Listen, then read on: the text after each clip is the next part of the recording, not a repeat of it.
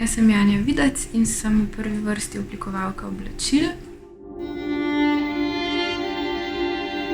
Moje ime je Dalja Sega, sem akademska kiparka in oblikovalka sodobnega nakita.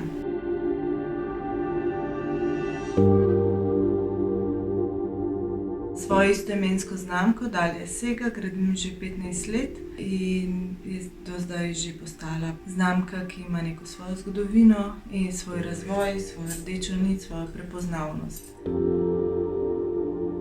Izdelava mojega nakita je zelo podobna kiparjenju, ker vsak kos nakita izdelam posebej v vosku, ki mi je zelo podoben material, kakor je glina. Tako da vsak kos posebej skiparim v vosku in ga potem dam odlit livarju, to je vmesni člen, v srebro ali zlato.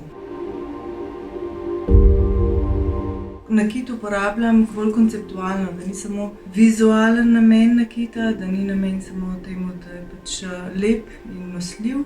V bistvu je meni pomembno, da jaz pretakam svoje čustvovanje in svoj čustven svet, razmišljanja, hrepenenja, želje, strahove, ljubezni in da skozi nakit govorim svoje zgodbe, ki bi jih drugače ne bi govorila skozi kiparska dela. Ko se je začela tale korona panika in karantena in vse skupaj, sem jaz intenzivno delala na novi kolekciji oblačil, ki bi jo morala predstaviti v začetku aprila na Ljubljanskem tednu mode. Takrat sem se 2 meseca zelo intenzivno pripravljala na to, delala noč in dan, tako kot je vedno pred vsako novo kolekcijo. Potem pa so se zelo nepričakovano zaprle meje, nisem mogla dobiti naročenih materialov. Fashion Week je bil seveda povedan. Morali smo tudi zapreti našo trgovino Zofa, ki jo ustvarjamo skupaj še z 10 drugimi slovenskimi oblikovalkami.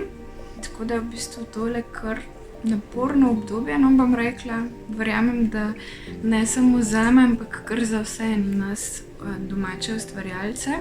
Sicer zdajle to snemam, ko smo že kar nekaj časa doma, tako da lahko rečem, da sem vsem res ful hvaležna vsem mojim strankam, ki so se zelo odzvale v temle času, tako da je vse skupaj malo lažje.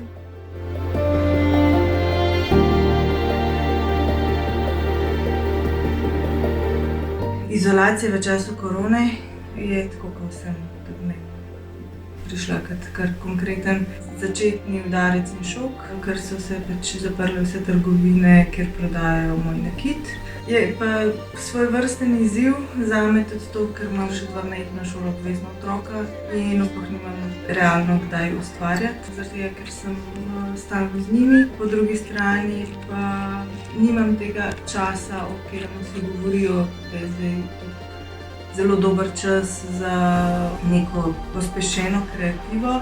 Zame je zdaj pa res čas za ekstremno materinstvo.